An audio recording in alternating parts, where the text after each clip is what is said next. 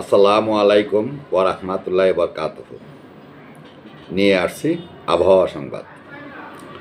দেশের সর্বনিম্ন তাপমাত্রা শ্রীমঙ্গলে। দেশের সর্বনিম্ন তাপমাত্রা 8.9 ডিগ্রি সেলসিয়াস রেকর্ড করা হয়েছে মৌলভীবাজার জেলার শ্রীমঙ্গলে। এর প্রভাব পড়েছে হবিগঞ্জেরও বাহুবল, সোনারঘাট ও নবীগঞ্জ উপজেলায়। রংপুরের তেঁতুলিয়াও তাপমাত্রা 10 ডিগ্রির নিচে রয়েছে। সেখানে সর্বনিম্ন তাপমাত্রা রেকর্ড করা হয়েছে 9.4 ডিগ্রি সেলসিয়াস।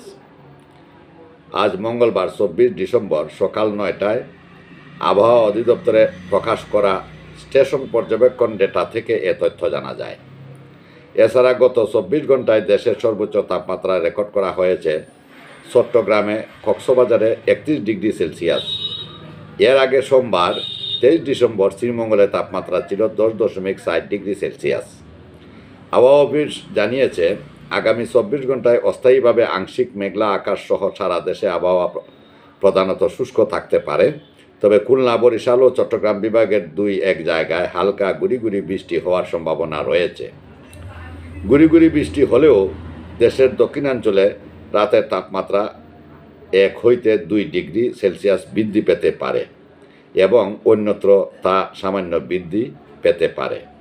সারা দেশের দিনের তাপমাত্রা প্রায় অপরিবর্তিত থাকতে পারে। মধ্যরাত থেকে সকাল পর্যন্ত দেশের কোথাও হালকা থেকে মাঝারি ধরনের কুয়াশা পড়তে পারে।